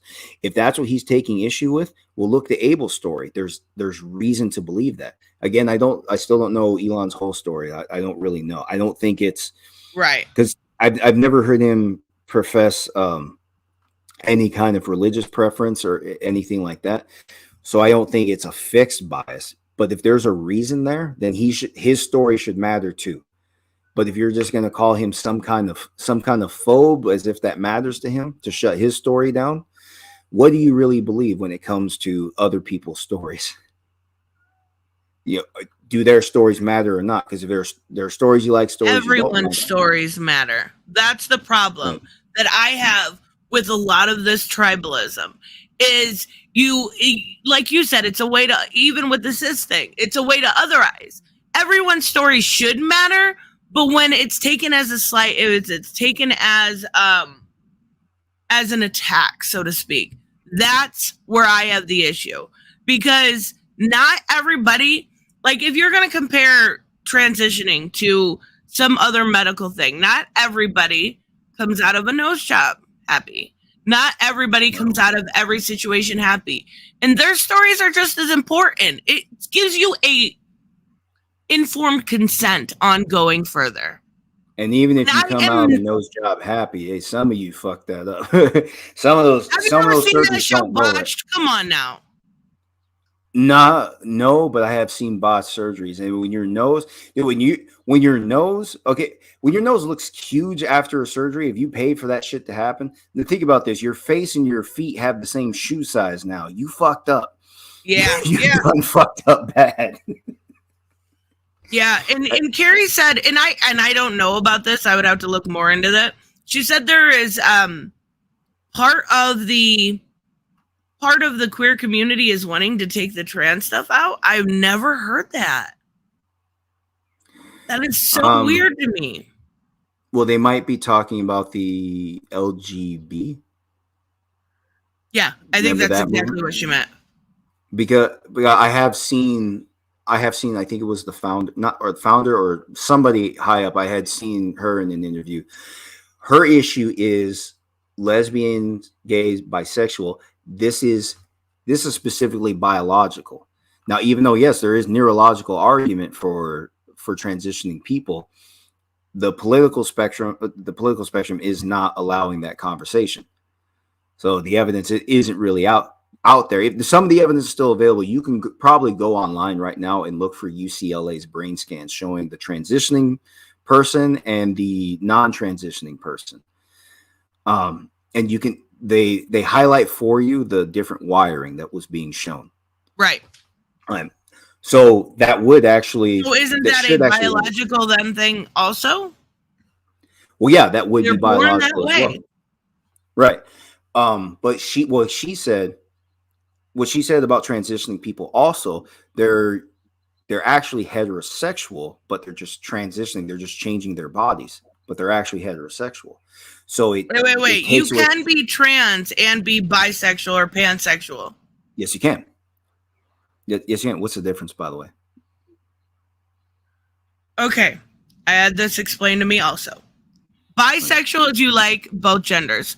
Transsexual is you like trans people and both genders. Mm-hmm. Does that make sense?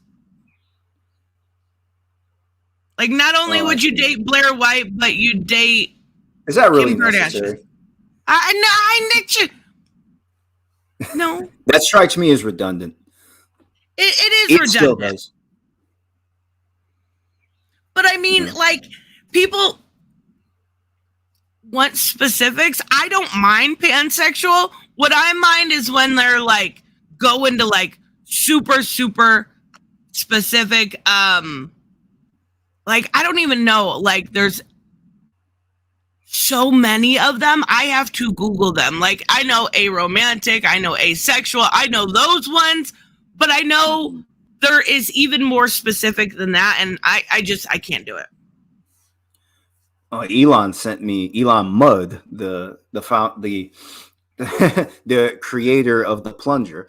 He sent me a video yesterday. It's actually a short by our good friend, by your friend and mine, Lauren Chen, and it's it's highlighting this kid that goes through all kinds of words about so that you are.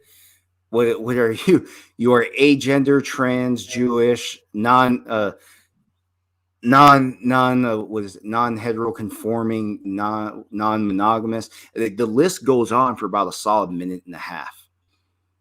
And I'm laughing at this kid. Because first off, you're that fucking ugly and you're non-monogamous. That just means your options are open. That's just you saying anything you'll do at this point. But that list went on. I would probably have to send it to you by email if you just for your amusement. You don't have to pull it up here. We still got to talk about the Five Nights at Freddy's trailer. But it does get obnoxious trying to keep up with all these words. Google becomes your best friend. But same problem. I have to keep up with all these words. Well, the problem, I don't necessarily think it's that big of an issue. Okay. Not for every single person. So this is going to sound kind of like a dick, but I do think that some people want to feel different in a way. People want to feel a little bit more unique than the person next to them. And I get that, but I don't think that's the way to go. Is this a real thing? Sapiosexual? Yeah, isn't that attraction to intelligence? I Who think. the fuck? Let me. See, Google is my best friend. Sapiosexual, and they have a flag. Okay, finding intelligence sexy. Yes. Mm-hmm. Okay. Yeah. So basically, what these are just your preferences, right? But again, the intelligence of males, females, or both. see what I mean? We can always bring this back down to heterosexual, homosexual, or bisexual. That's why I feel like all the other stuff is just needlessly redundant. It's just emphasizing. I don't know why you need a word to emphasize something so small. Or okay, but you could add pansexual to that list simply because if you're no, you couldn't. Hold on, my brain's not working. If you're bisexual, you would just be interested in biological males and females, right? Well, are you sure? Like I said, some of these surgeries are not convincing. I don't think a lot of people really find it attractive. I mean, there's some gorgeous, like, I don't know if you've ever heard of her, Samantha Lux. She is adorable and cute, and she's even girlier than me, which is fucking wild to me. So, at one of my last warehouses, there was a gay guy. No, he was gay. Like he not just putting on like makeup and lipstick every day to work in a warehouse. He even had a shirt that said something like, "I'm not myself if I don't have," something like how he's not himself if he didn't have his lipstick. It's something like that. Now he was that gay, and like some of the girls, he even said he made them feel ugly because his makeup was better than theirs. Oh my god, that's awesome though. Like that's the kind of people I hung out with high school because they could teach me how to do makeup better, right? Like if you're doing it better than me, you're gonna fucking teach me. MPA says all these new terms are just labels for people are hollow on the inside. I don't know that I could necessarily say they're hollow on the inside without knowing them. Yeah, I won't say necessary. I see where that explanation fits in. I won't say necessarily the case, but I see where that fits in. That can be an explanation. And people forget there can be multiple explanations. But also at the same time, like, are we also like the old people going, oh my God, look at all these young kids, get off my lawn? Well, as our good friend Figure Drawing said, transitioning people are a very small portion of the world. But let's keep that in mind and ask ourselves why this issue becomes so amplified. There's conversation around discrimination to be had. But like I said, the word discrimination, words like racism, those are stronger words than any slurs that you can think of. Because racism and discrimination, those words can be misused. And then, like I said, people will create preconception about other people if they think they are racist or in other way discriminatory towards other people. But it comes with that preconception. For some reason, that preconception is just would seem to be naturally formed. It's not, but people are told that these are the worst things you could do. That discrimination is the worst thing you could do, even if there's no violence involved. It's just the worst thing you could do. Being someone accused of discrimination, that's now the worst thing you could be. Maybe that is why guys like what actual fuck up, the guy calling for pedophiles to be normalized. Oh God, yeah. Maybe that's why. Yeah, look, he thinks and what did he do from there though? He said you were the problem. He said you're discriminating against him, and he did that to shut you down. And that's why I said the word discrimination is stronger than any of the slurs. You see how easy it is to misuse? You can just generalize. You can just throw it at somebody. And to a lot of people, it makes sense that you are the one with the problems. You're the one that discriminates. You're the one defending the innocent, but you're discriminating, so you're the problem, apparently.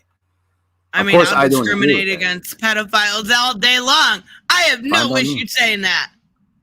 Oh, lock them up for life. I would agree if people don't think they should be executed, but if they have, lock them up for life. That's fine. Institutionalize them Castrate for them. life. Yeah. Yeah. Exactly. I'm not a big fan of it. No, that's a woman thing. That like women with scissors are terrifying. You need to understand that. But no, I wouldn't specifically call for that. Life in prison is fine. Institutionalized. If it does turn out people are born this way, life in an institution perfectly fine. Just like anybody else that can't be trusted. You can't be trusted in the free world. They don't think they should kill you, but you need your own corner apart from everybody else. Okay, but Either way is fine, but they don't need to be in the free world. no, and I completely agree. I absolutely do. But we have no. You said if they're born this way, we don't have evidence of that. Mm-mm. No, here's what's happening there. The reason people think they are born this way is because very limited research on the brains of pedophiles has not yielded any observable results showing any kind of observable difference. The lack of evidence has been misconstrued to mean that that they are born this way. So nothing's wrong with the brain. So therefore, nothing must actually be wrong with them. So that's why they're calling it an orientation, even though that's not the conclusion of the people who did the research. That's not the firm conclusion of anyone that did the research. Here's the thing: from a scientific perspective, it's a fair question. But if you're going to say that's what the evidence shows, so you're moving beyond the question to the evidence and saying you have a conclusion, that is completely wrong. But that's what's going on. And yeah, there's a political constituent to that as well. And that's something we talked about with Hunter. People will deny it, but then they deny it, but it keeps happening. There are people who are trying to, like you just saw, you just had an extensive argument with this guy trying to destigmatize, which I don't think is ever going to happen. I don't think the stigma around pedophilia will ever really nor should it. No, even I see what he's saying, but I don't think it's going to happen. But the extent that he took it to say you're the problem when you're trying to defend the kids, that was just a fuck thing to do. Well, that was a defensive tactic, right? That was like, no, I'm rubber and you're glue. Whatever you say bounces off me and sticks to you. Like that was dumb. But I understand what he was trying to say. The problem with the whole consensus is pedophiles can go get help right now. They can go get help. There's nothing stopping them. You don't need to destigmatize it in order for them to seek help. Right. And now here's another thing. Even if they get help, first off, what is that going to do? Because like we said, there's no evidence that you can actually condition their brains to do something else. Nobody's going to test that. Well, how would you test that? Look at, here's a therapy lesson. It's called exposure therapy. If, let's say, you're afraid of something like spiders, okay, the therapist will bring something similar to a spider, see how you react.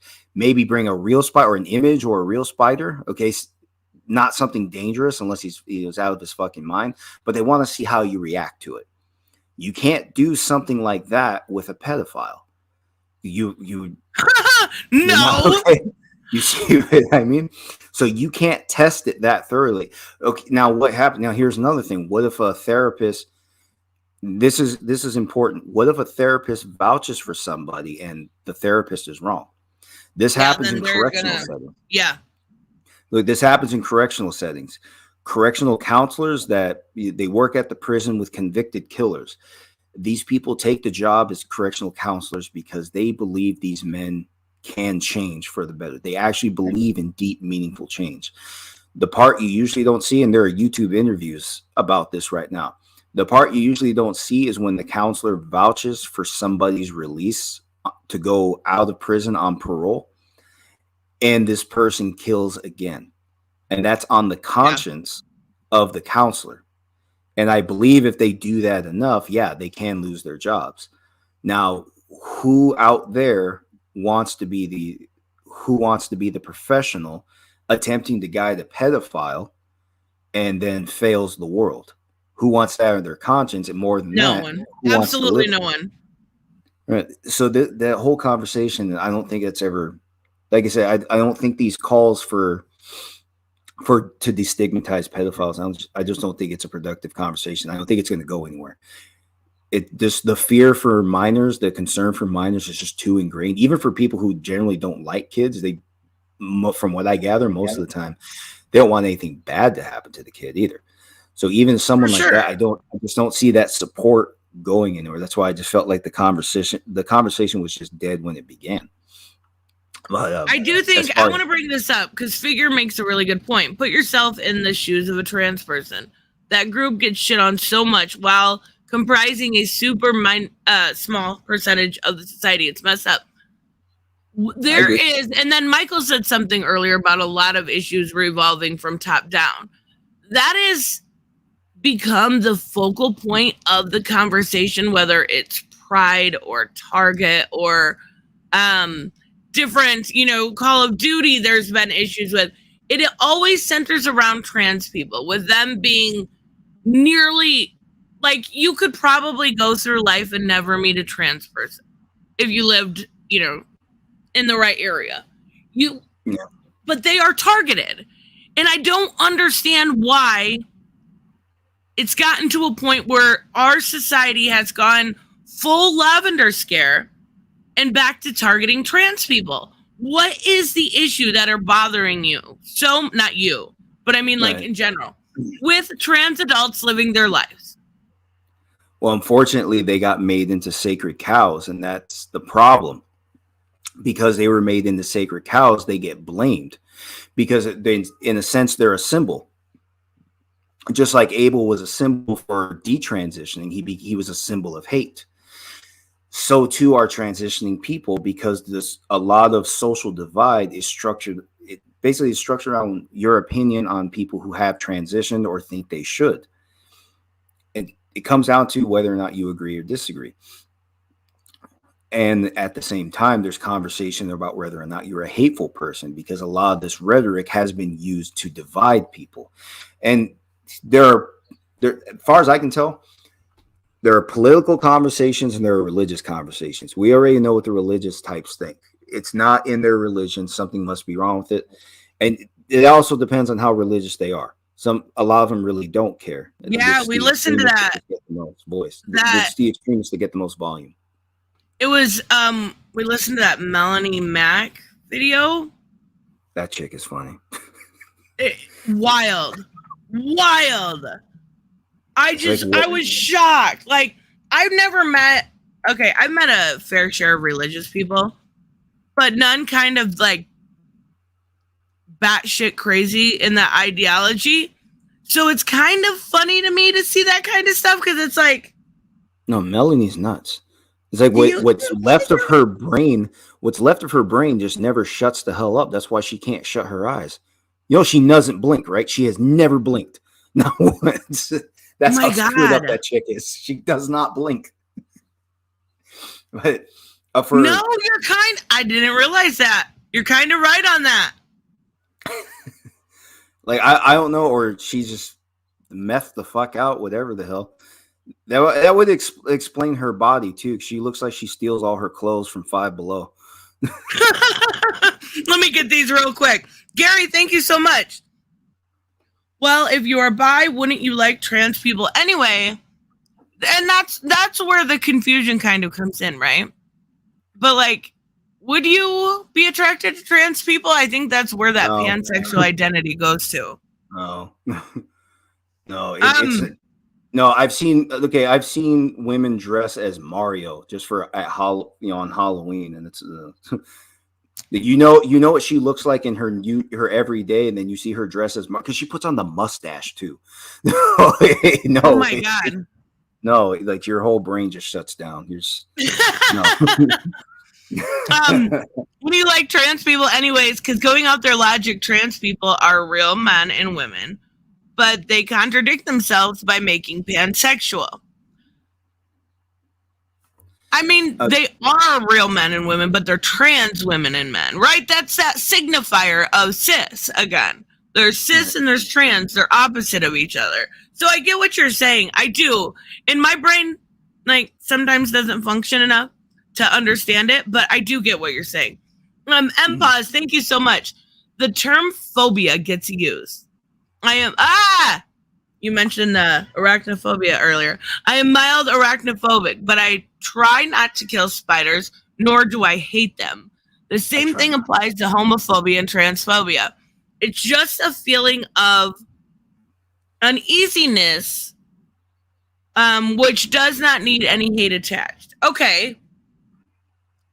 I can understand what you're saying.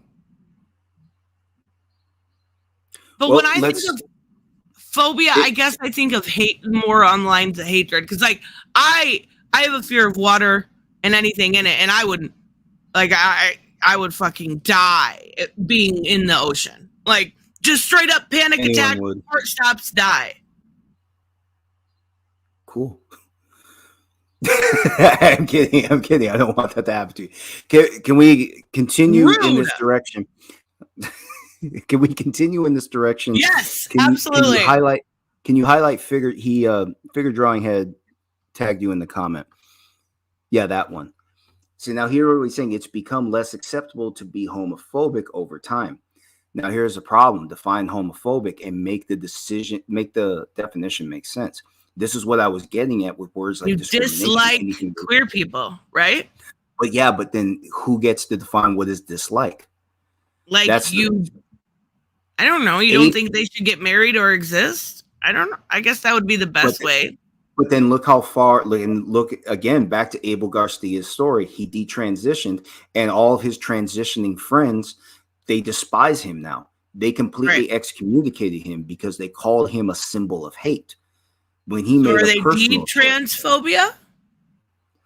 Well, here's the thing. Phobia, first off, people know the word phobia means irrational fear, and they don't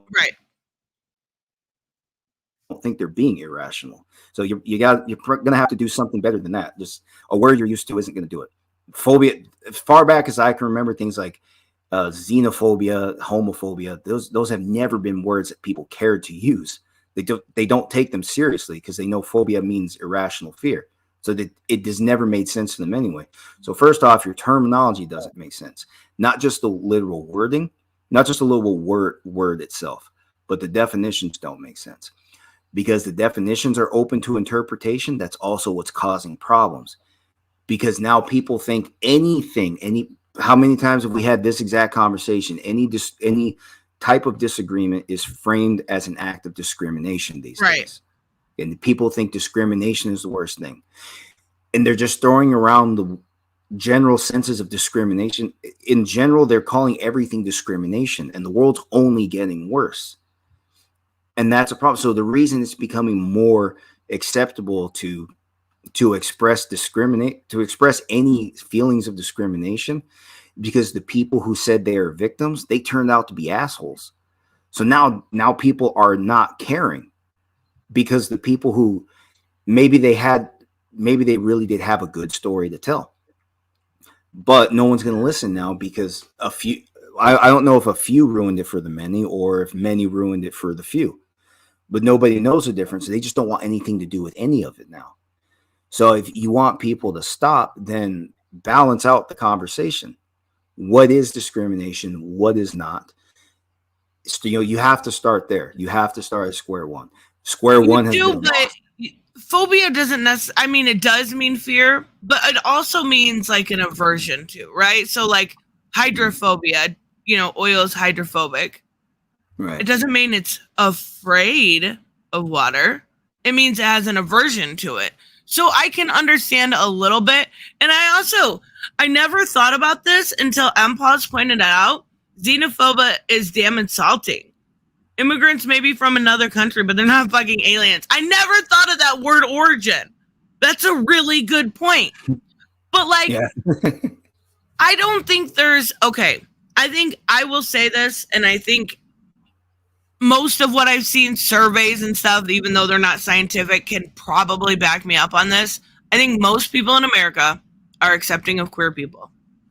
I think the issue, a lot of it, is the a lot of the issue we see with like trans rights and stuff like that is more on the extreme cases of stuff like bathrooms, stuff like sports, stuff that maybe, you know, they could both compromise on. Right, exactly. Exactly what you're saying. People don't generally care that homosexuals exist by example. And homosexuals, you have to emphasize when you have this conversation, because lesbians are cool. Lesbians were always cool. It's always been males that got the hate. Very rarely did lesbians get any hate. It was probably from their Christian parents. But now it's woke. Come on now. Well, here's the thing. People don't actually care that they exist, but here's what they care about. The people who are gay or is just supportive of this movement, they tell other people how to care, how to prove they care, what they need to do in the presence of homosexuals or transitioning people to prove that they care. And this is where people get irritated, because now you are demanding from other people effort. That's where people get annoyed. And that's where people get very intolerant. And like I said, we already know the religious views. No need to revisit that. But when you're demanding from other people how to prove to somebody, and note my choice of words, prove, as if it is owed, like there is an entitlement, that these people have an entitlement from others to receive at least a superficial show of respect. This is what people are irritated by. Okay, this but I have never, ever, like, I don't, this brings it back to pronouns issue, because that's kind of a big thing of what they're owed or not. But have you ever seen anyone like misgender a biological male or woman, or male or female? I've been mistaken as a black woman. I've been mistaken for a black woman before, and that's very funny. Okay, maybe it happens. I've never had anyone like be like, as an insult, oh, you're a man. Like, that's just not a thing. So it's not owed to me. Why can't we have the same respect for them? Well, here's the thing. I laughed. What happens when people are misgendered is people take offense and they fucking try to open a federal case about it. And that's a sharp difference in behavior. And you know what? Stuff like that would lead people to believe that something is just innately wrong with somebody else, whether they're transsexual or homosexual. If they're gonna start World War III over an accident, or let's say somebody's misgendered, the vast majority of people just call it a mistake. Some men, like if you're doing it, if they think you're doing it to be a dick, yeah, they'll take it as fighting words sometimes. But an accident, most people do not care about an accident. But an accident is now an act of discrimination. And then back to my point yet again, that people misuse the word discrimination, and all it does is make the world worse. And that's why we're here today, watching the world get worse. We're starting at where what started this conversation is a perceived act of discrimination that's supposedly going to make the world worse, because people see discrimination where there may not be real discrimination, but they believe it should be there, and they're going to act accordingly. So I don't think the problem is discrimination. The problem is the way these people are ready to act because they believe there is discrimination. To me, that's the real problem. I get that. Dogs get misgendered all the I think you meant all the time. Yeah, but that's because all dogs are boys and all cats are girls. I was taught that when I was 5. Yeah. Samuel's got some facts here. In 2022, 62% of survey respondents said they were very or somewhat satisfied with the acceptance of gays and lesbians in the nation, up from 55 in 2021 and 56. And so, yeah, I do think that most people are pretty accepting. I do know that there's still sundown cities. I do know that there is still a general populace of the religious right that is not so accepting.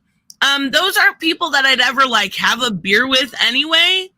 So unfortunately they get to vote. Like, but there's so many times I can say unfortunately they get to vote, right? Like, oh God. I watched this video the other day, and it was a black man, and I don't know his name, going to a sundown town. and meeting up with some of the, like, these people don't have Wi-Fi, they don't have nothing, and they're super racist. It was fucking hilarious how I am, not hilarious the video, it's hilarious how naive I am sometimes to think that these people don't exist because I don't see them, because my life experience isn't that. And that's why I said everyone's life experience is important, because we don't get, we live in our own bubbles, right? We live in our own bubbles. Like, well, like, look at the use of sundown town, meaning that if you're the wrong color when the sun's down, good fucking luck. I got neighborhoods over here, I'm the same color as these people, and when the sun goes down, good fucking luck. It doesn't matter what color you are. It's, these people are taking the neighborhood for themselves, and they're after everybody. Does that make them better?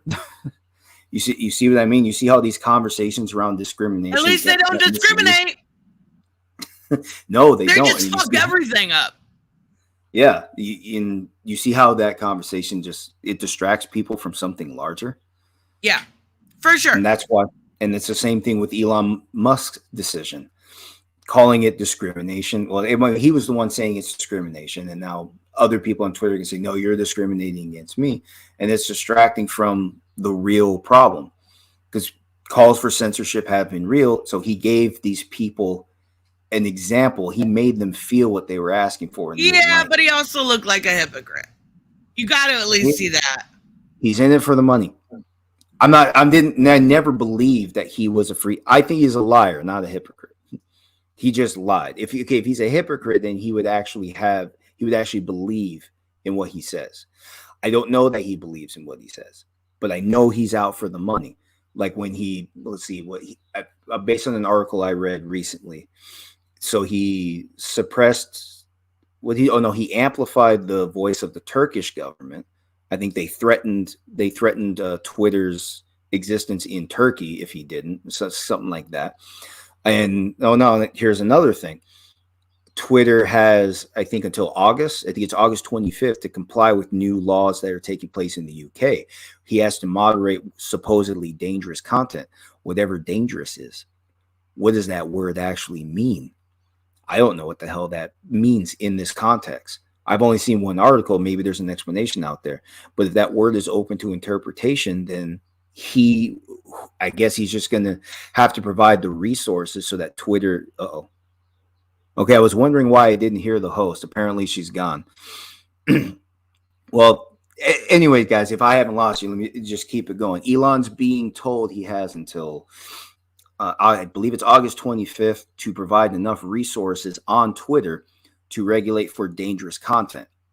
So he has to mitigate that on his end, or Twitter will not be allowed in the UK.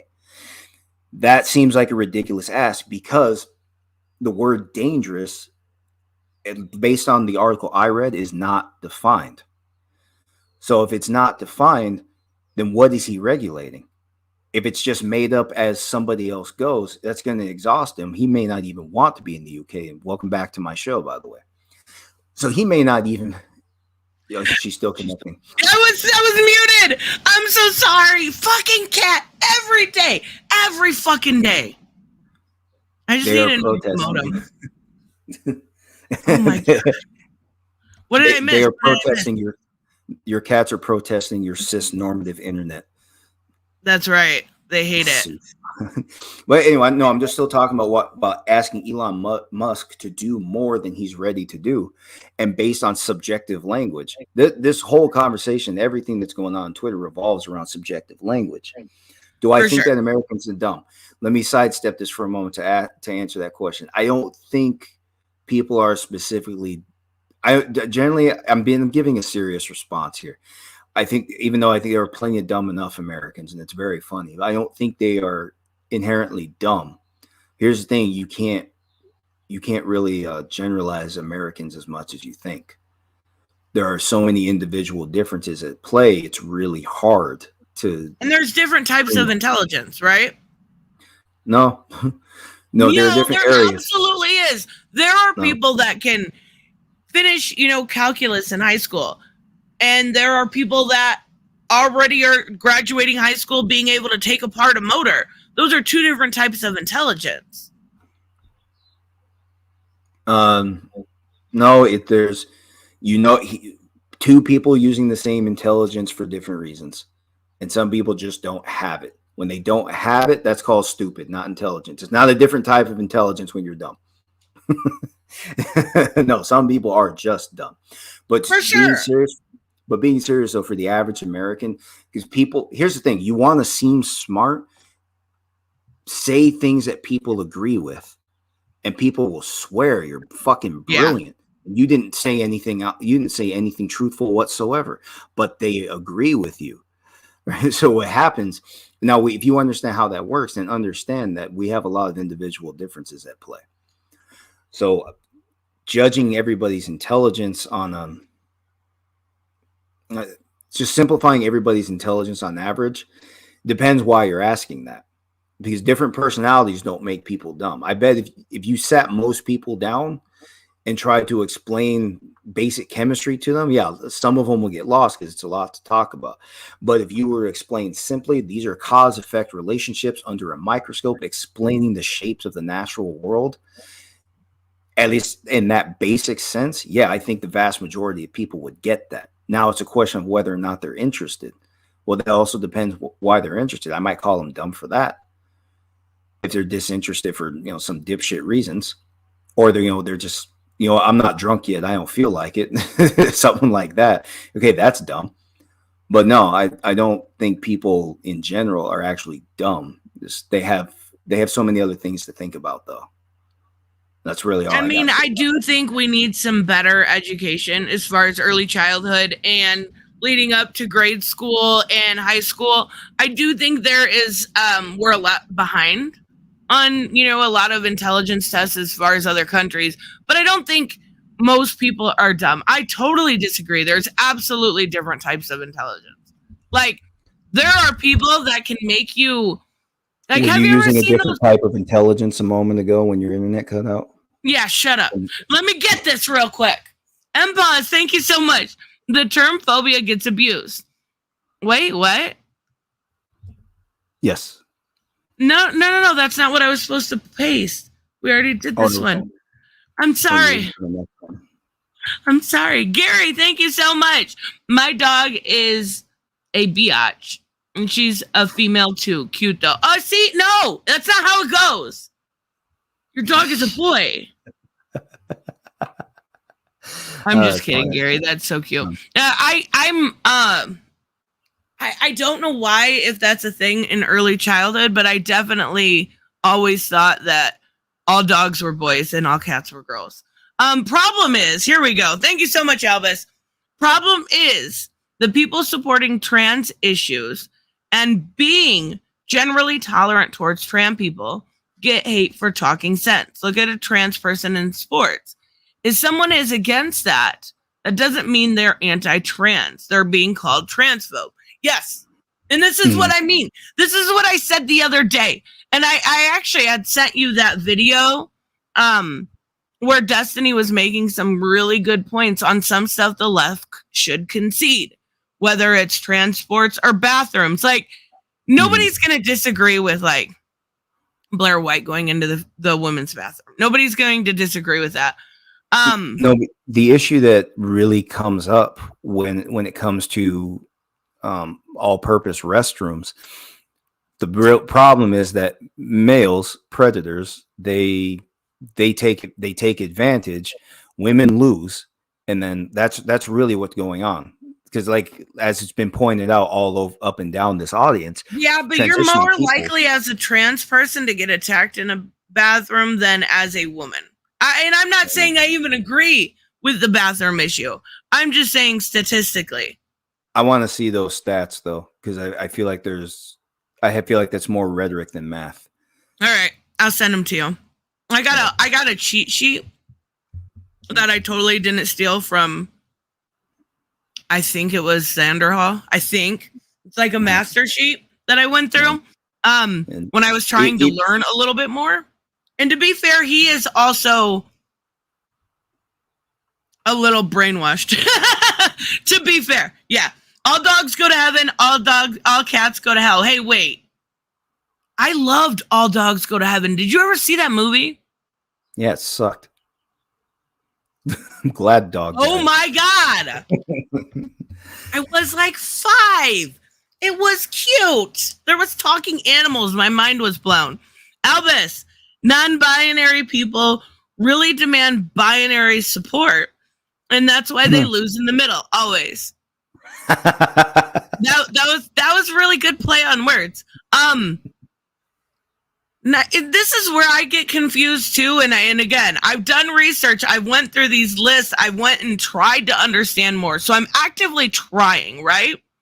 And Bianca's right. Predators will go into the women's bathroom regardless, right? But there is a difference though. If men are not supposed to go into the women's restroom, people are watching. But if men can go in there freely, well, no one's going to watch it anymore. But men aren't going in there freely. No, but here's the thing: people are watching. Here's the thing: the guy that gets through. So the guy that gets into the women's restroom today, he got there because no one was watching him, or nobody tried to stop him. And the reason he looks over his shoulder first because he expects somebody to stop him. But if you look at that one guy that got in there anyway and say, "Well, see, the rules don't even work. Let's just disregard them."